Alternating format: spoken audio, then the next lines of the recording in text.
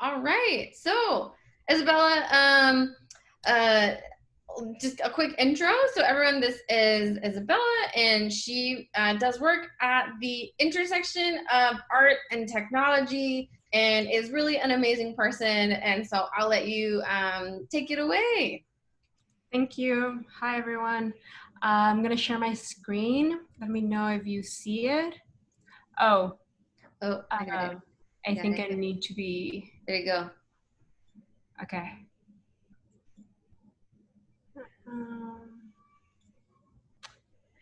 Yes. Yeah, you see this? Yes. Okay, so I work full-time as a UX UI designer for Oracle Consulting remotely. I'm also a fine artist, and I use a lot of raw materials like dirt and water, metal, and I use them with sound, haptics, and I use some sensors, and I use sound. You'll see in a bit. So what I'm gonna show you is how I started doing these art installations with these materials. I did my MFA in designing technology at Parsons, and my BFA was in visual communications, like graphic design, and photography at the School of the Art Institute in Chicago. So when I moved to New York to do my MFA, I think I was just overwhelmed with the city and all like I don't know, like all the buildings, a lot of like artificial stuff. And I was also overwhelmed with coding. I was learning the basics of coding. So I gravitated towards PCOM because I think it was more tactile for me. And I also gravitated towards dirt because I miss the nature and all of this. So connecting all of these materials, plus also I am from Tijuana, Mexico, which is in the border between San Diego, California. And I grew up crossing this international border every day. So at that time, I still had a kind of like, I was still exploring my identity and trying to make sense of who I was and what this border, this line signified to me and how I could define it. So putting all of this together, this was one of my first installations using these materials and talking about this border. So I'll let it play and then I'll explain what it is. Hoy jueves, un segundo grupo de primeros tendrá acceso a la frontera entre Tijuana y San Diego. Hoy cruza el segundo grupo, y las autoridades dan curso a las solicitudes. El grupo que ingresó el lunes. Extending the fence along the border with Mexico.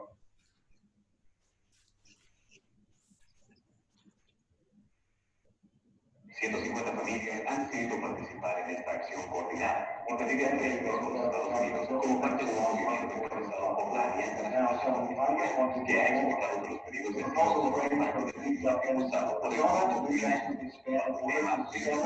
tráiganlos a casa.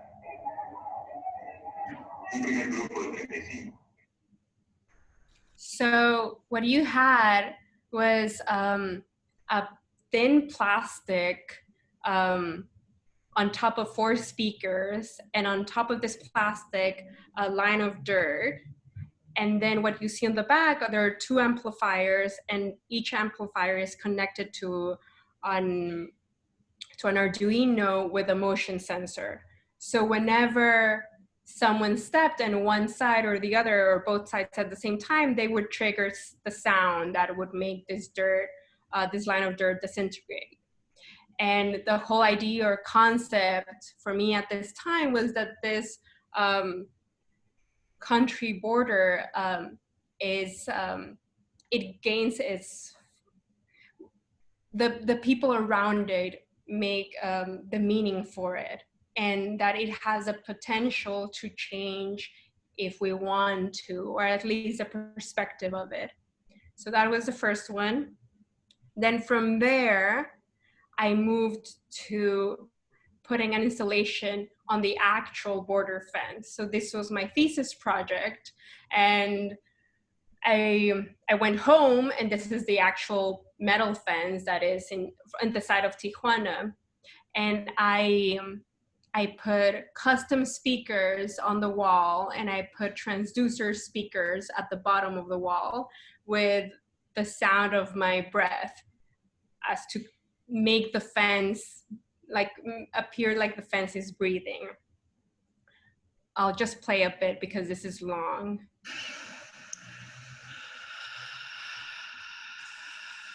So the sound that you're hearing right now is actually overimposed on the video. It's not how you, in the actual installation, you couldn't hear it from this far away. People had to go close to the wall. Those were the transducers. And so, yeah, what you see on the top right is what people actually had to go close to it and hear my breath. You see the transducers on the bottom that would make, you wouldn't hear them really, but you would feel like the vibration of the metal a bit, because the metal fence is very thick.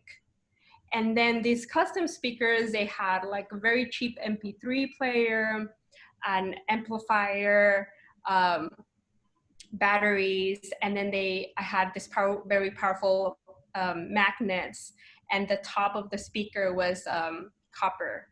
So that's how you could hear it. And each of them were playing different kinds of breaths, different rhythms, but all of them mine. Kind of the idea being that this fence is part of me, and that the fence is kind of alive. And I was able to also show this in New York, where I built a fence. It isn't the actual fence of Mexico, but that's how I was able to show it whenever it was in Mexico, just by having its fence and having some transducers in it.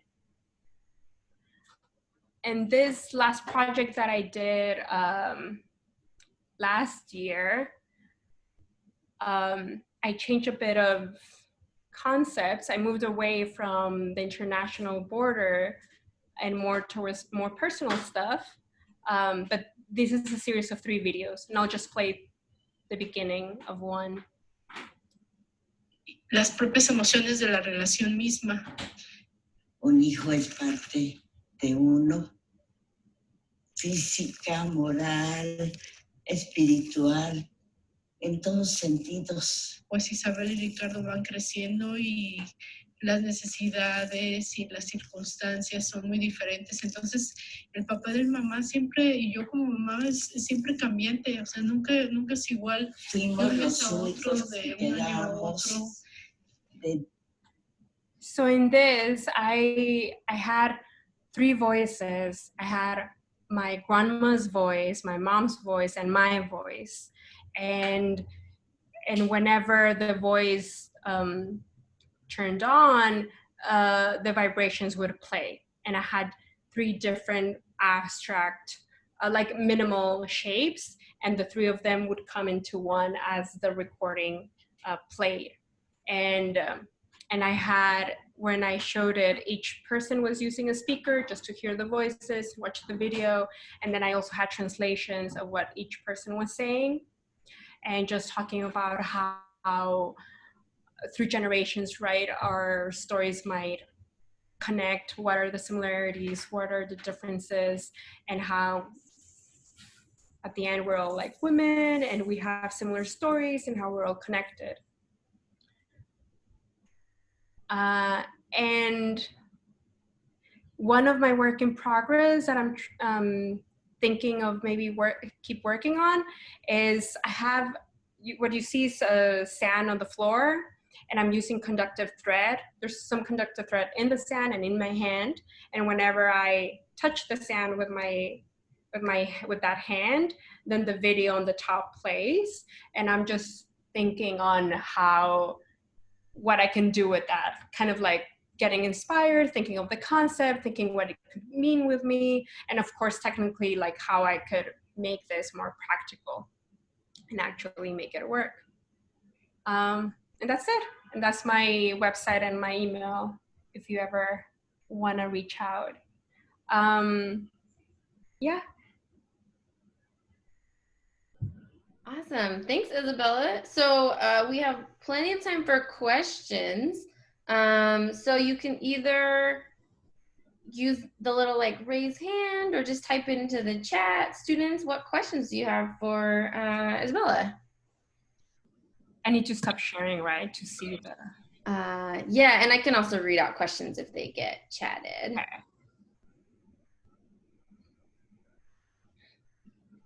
Awesome. Does anyone have questions?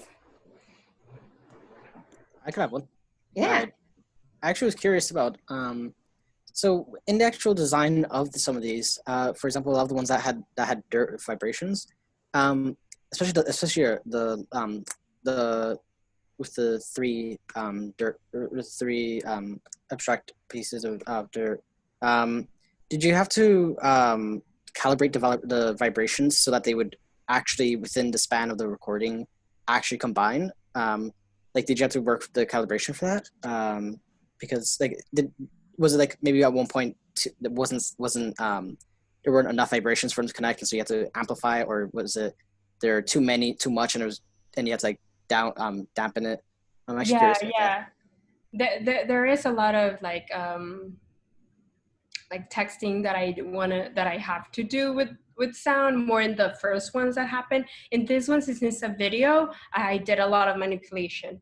So I used a lot of also songs that had a lot of like bass and vibrations. And later I put the recordings on top of it while I was editing it. And I was just lucky. And this was because of practical manners, and also, to be honest, like time. Like I had to exhibit this in a very short amount of time. So yeah. But yeah, if I want to do this like genuinely and purely that, then I need to spend a lot of time just, or if it was something that was live, an installation that was live, then I would need to work on that to make sure that it works. That's really cool. It's really, really cool. Very cool. One tricky thing though is because I'm also using dirt, and and they're always like coming apart, the dirt, then I haven't been able to find the right way to bring the dirt back together again. Like I've tried to use magnets, but it doesn't look as fluid as I would like. So lately video has been the one that works for me because I can manipulate it. But if you have like the techniques and you know how to do that from the technical side, that would be the perfect way. I wonder if you could talk a little bit more about your process from like having an idea to like creating it using like technology. Like, do you have like a technology idea first, or is it more based on like the concept? You know, how do you kind of go from start to finish with your development? Yeah. Since I already kind of have this formula, I'm trying to think back on how when I started. And it was, I knew that I guess it was like very practical. Like I knew that I wanted to use like natural materials, in this case, dirt. And I was trying to think how I could connect that to the technology that I was learning at the time and that I'm interested in. I think it's very interesting how you put together like dirt and raw and like plants and water with new tech, because you usually don't see them like connected very organically. So I was interested about those two together, and with the dirt, and I knew, and I had seen, I don't remember how I think I saw a lot of examples, both in tech installations and art installations, and also fine art installations. Like I would see sculptures and performances and like fine art examples, and then I would see technology examples and art examples, and then I would kind of like grab what I liked from each of those like from these installations or from this performance, I like how they're using the dirt, how it looks aesthetically. From this tech examples, I really like how they're manipulating sound and how they're using sound to move things around. Oh wait, I could use, instead of using the salt, I could use a dirt that I just like in these other examples. And in the art, it's like, this is how I can present them together and how I can connect it with my concept, my identity, my idea about identity and all of it. So I think it's like looking at work that you like, not just coming from one area, but many, and kind of making a list of what it is that you like of each of them, and seeing what makes sense of what you could connect to say or show what you want to show, and also not want to say it everything at once. Like you can just say, oh, in this case, I'm just going to explore haptics and sound, just the vibration of it. How can I make it interesting for me? Maybe like this, or like just one challenge at a time. And then you like build on top of it. Mm-hmm. Yeah. It's really neat how each one has just like one sort of specific kind of interaction that you're working with, like listening or kind of feeling sound or something like that. Yeah. Yeah. Okay. I got a question. Yeah. Ask away. Yeah. So was working with dirt and nature something you envisioned in high school, or did you pick it along, get involved in college? And how did you know this was a career path you wanted to pursue? How did I know what? Was it something you wanted, like, had already envisioned in high school, or did you like pick it up along the way? And how did you know that this is something I want to pursue as my career? I don't know. I never had like I definitely didn't know this in high school. Like, no, all I knew in high school was that I wanted to study art, and art like very general. Like I didn't know, I don't think you can know, and even if you kind of know, like it'll change, at least most people that I know. What happened was that I got into design and technology because I had been a graphic designer and I wanted to do a master's and learn about this new technology that was coming up in order for me to also get more jobs and be more like in the latest. So I got into design and technology for that with my graphic design portfolio. And when I was there, I kind of discovered through my own research and through professors, I discovered haptics. And then I was looking at all of these installations, and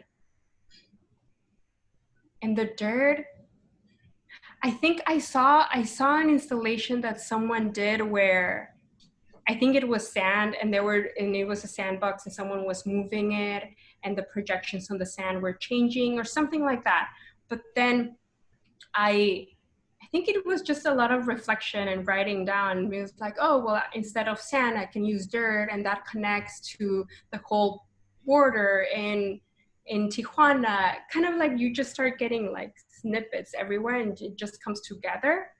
And as a career, I've always wanted to be an artist, a fine artist, and I didn't know, like I did some painting. I wasn't really that into painting. I was also a graphic designer, and that's what gave me money. And then I was thinking, how can I be a fine artist and also pay my bills and all of these things that are real. And what happened was that in this program in design and technology, I was able to learn more about UX and UI that helped my graphic design studies that I had done before. So I'm able to do that as my work day. And at the same time, I can also be doing this fine art work and showing it in galleries or other places. And so I go back and forth between them. And so I'm not necessarily getting like money from these installations. I get like support from some galleries, and I might get some like a little bit of stipends or things like that. But they do really help a lot when I'm also applying for a UI, UX job. They see that I'm more, they see that I do a lot of things and that I'm very interested in, that I can think outside of the box. So I think you go along getting different like information a little bit from everywhere, and you start building your own like way, but it takes a lot of time and just figuring out. Did that help? Yeah, thank you. I have a question if no one else has one. Are there any other student questions? No? So I wonder, so all the students at Blue Stamp were kind of digging into this new technology, you know, in the same way. It's basically like a big PComp class. And for those who don't know, PComp is physical computing. So it's like using hands-on and making circuits and things like that. So for students who are like just getting interested in engineering, do you have any advice for how they might connect this like tech to their own interests? Like how can you kind of break out of maybe the traditional engineering path and do something that relates more to what you... I know a couple of engineers that work as engineers during the day as creative technologists, and they do installations or they code for this company. But then at the same time, they have, after the workday, they have their own interest, their own art or projects or installations that they want to do, and they work on it little by little. And sometimes what might happen is that you are in your day job as an engineer, as a designer, whatever, and you get inspiration or something that you're reading, you get inspiration, and you can, and then on the rest of the time you work on it, and it's more having these kind of two things that you do or more is more common than before. Like before it was like, oh, you should just be this, or you're just an engineer doing this, or that, like the stereotypical thing, or you're just a designer doing this. But now a lot of people do many things because I think everyone understands that you have other interests. So I would just say like figure out what are like your passions and what makes you happy and what you want to see like come alive. And I think being an engineer, you have so many like I wish I knew more of it. You have so many like skills that can be applied to in so many areas, not just in art or design, but I think like in science or education or healthcare, so many things. And you can start finding out examples for each of these. And sometimes you find examples not exactly where you think you would. So I would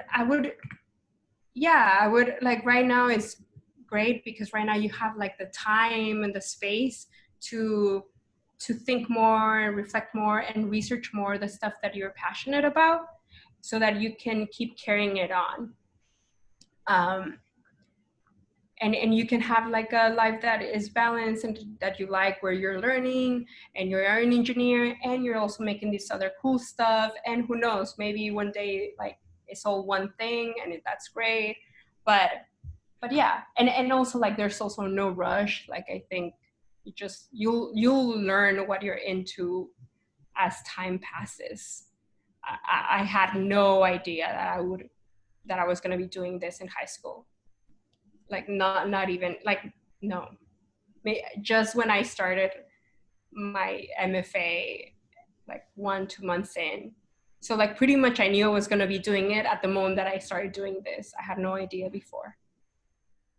Yeah, awesome. I think that's good advice. Thank you so much. And I think that unless there's any other questions, we're coming to the end of the time. I'm talking slowly to see if anybody's gonna say anything. No? All right. Well, if you have any questions and you're feeling shy, maybe we can collect those and we'll send them over to Isabel. We'll see if she can get them answered when she has time. But it looks like we got them all answered for now. Isabella, thank you so much. Thank you. Thank you. Have a good day. Thank you. Bye, everybody. Thank you for coming. Have a good one.